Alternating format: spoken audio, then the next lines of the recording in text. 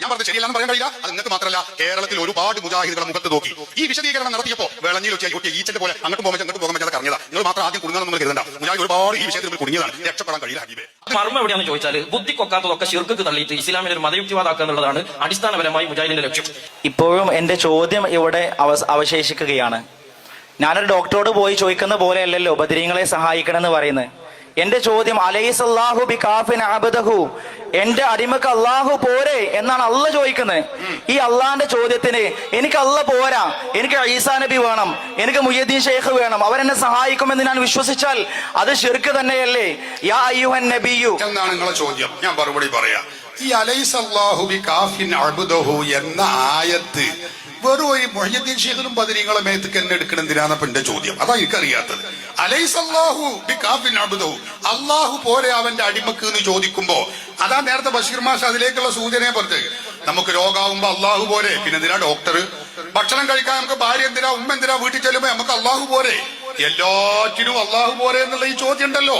നമുക്ക് എഞ്ചിനീയർ എന്തിനാ? അലൈസല്ലാഹു ബികാഫിൻ അബ്ദഹു. ഡോക്ടർ എന്തിനാ? അതുപോലെ തന്നെ കോൺട്രാക്ടർ എന്തിനാ? അലൈസല്ലാഹു ബികാഫിൻ അബ്ദഹു പോലെ. ഇതാണ് ഈ പറയുന്നത്. അള്ളാഹു മതി എന്ന് പറഞ്ഞ കുറച്ച് കാര്യങ്ങൾക്കൊക്കെ അള്ളാഹു മതി, കുറച്ച് കാര്യങ്ങൾക്ക് അള്ളാഹു പോരട്ടോ എന്നാണോ അതിന്റെ അർത്ഥം?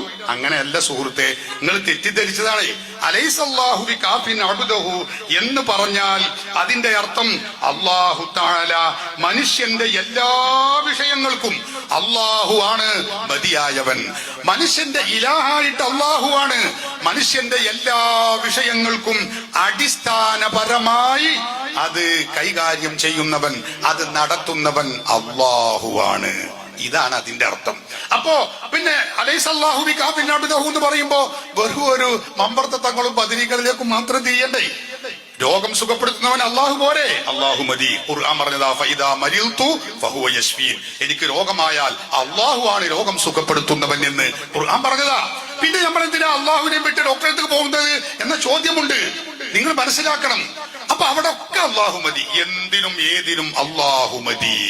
അതുകൊണ്ടാണ് നബി സല്ലല്ലാഹു അലൈഹി വസല്ലമ തങ്ങൾ പറഞ്ഞതെന്താ? ഒരാളുടെ ചെരുപ്പ്, അവൻ ധരിക്കുന്ന ചെരുപ്പിന്റെ വാററ്റാൽ ലിയസ്അൽ റബ്ബഹു, അതും അവൻ റബ്ബിനോട് ചോദിക്കട്ടെ എന്നാ.